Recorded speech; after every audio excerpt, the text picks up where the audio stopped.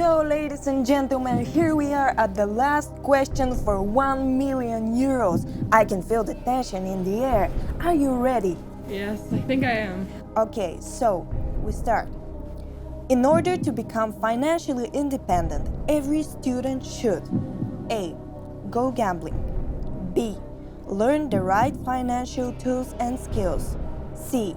Sell your mother's car. Or D.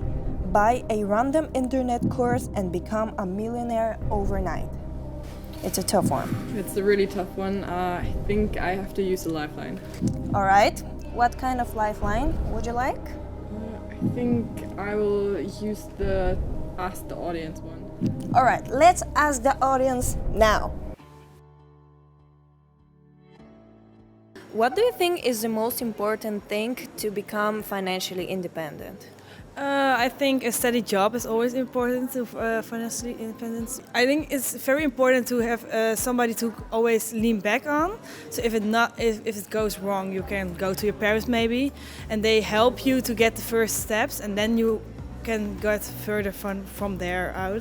I think it's about being smart about your investments and spendings in general. So maybe just like keeping a budget, a monthly budget, and trying to save some money. Save your money.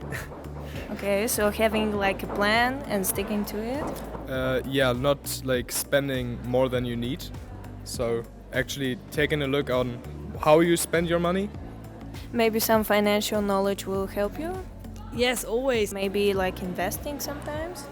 If you know how, yes, definitely. But don't trust like social media when it says, yeah, invest now and you'll be a millionaire. Don't do that. So, what is your final choice? I think I will go for answer B. Alright, we choose answer B. Is Nina right or wrong? We'll find out after a short break. Hello, I'm Dina from Money Matters, and this is the show where we help desperate students like you manage money in a fun and easy way. In today's episode, we will show you the skills and tools that you need to become a financially independent student. So, here we have our guest at the studio. Hello. Hi, I'm Nina, and even though I've heard a lot of financial tips already, I'm still not confident that I can become actually financially independent. Don't worry, we got you. So, let's see what you have learned so already. You know how to save money in everyday situations. You know how to stop yourself from buying unnecessary things. You know that money does not equal happiness. You know how to find a job, and you have already found out how to invest money. But there are still some things you should keep in mind. Let me remind you that the biggest investment you can make is just in yourself. Your biggest asset is your time and how you use it. Any time you don't spend in improving yourself, you're just wasting your time. And don't worry about getting any returns because you first have to have a substantial income and savings. So, patience. To understand what kind of skills you might need in the future, you can search for vacancies that you're interested in. That way, you can use the skill requirements in the job description as a guideline and start consciously practicing those skills. It might be tempting to try all those sorts of things like doing cocktails, for example, but unfortunately your time is limited and you should only focus on the skills you really need. Respectfully, you should also learn all the useful skills and tools when it comes to finances. So, here is what we recommend. Work on your money planning and budgeting skills. You can start with setting your long-term financial goals. Make a list of all the opportunities, investments, and liabilities you have, and set a goal for how you would like to diversify and expand your assets in future. In order to do that, you can set yourself some learning goals and expand your investment knowledge. And if you want to practice without any risk, you can try some investing simulators like Investopedia. After you have set your long-term goals, it is important to know how to track your budget on a daily basis. Start with tracking your income and outcome.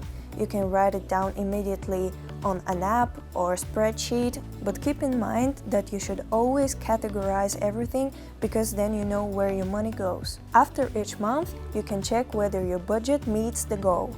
Your goal should usually look like 50% is spent on needs, 30% on the things you want, and 20% on your savings. Of course, you can make it even more detailed or try to save even more than 20%. If you notice that at the end of the month there is some problem with some of the categories, it is easy to just compensate for it the next month or try to avoid the expense in future. Be prepared for adult costs. Chances are that when you get older, you will have to buy some things more expensive than those Gucci flip-flops, and most probably more important. So all you have to do is decide what you want to buy and when, realistically. Simply put, if you want to buy a 5,000 euros car after you finish your studies, so in about 4 years, you need to save 5,000 euros in 4 years. 5,000 divided by 4 is 1,250 euros every year. A year has 12 months, so if you set aside 1,250 divided by 12 is 104 euros every month, you'll be fine. And surprise, surprise, almost everything you buy will lose value or break eventually, and you have to get a new one. So from the moment you have that car, you can start setting apart some money every month according to your expectations about how long this car will last. And when you finally need to replace it and it's broken down, you already have all the money to do that. You can make an easy calculation like this. Say you estimate that you want to replace your car in 6 years. You estimate to get 1,000 euros for returning the car, and you already know that the next car you want to buy costs around 12,000 euros. Then you can do the same calculations as before. 12,000 minus the 1,000 euros you got from your old car means you want to save 11,000 euros in 6 years. That means you should set aside 11,000 divided by 6 is 1,833 euros and 33 cents. This divided by 12 is 152 euros and 78 cents every month if you can. Oh, that's smart. Yeah, and actually this principle is called writing off, and a lot of businesses use it for their expenses, but you can also use it for yourself. So here we are at the studio once again. We're gonna find out finally whether Nina will be our next millionaire. So, why have you chosen this answer? Well, Tina, I recently learned that in order to become financially stable, I have to develop my personal and financial skills, I should set financial goals and restrictions, and I should track and control my income and expenses. All of that means that I have to learn the right financial tools and skills. Well, sadly, I have to tell you that selling your mom's car won't make you a millionaire, but your answer is correct. So you win 1 million euros today. This is our next millionaire. Thank you. And if it turns out that our show is actually fake and the check is not real, don't worry, because she has the skills to earn 1 million herself. We hope that you're ready to become a financially independent person now. And if you have any more questions, just write down in the comments below. Thank you for watching, and remember, money matters.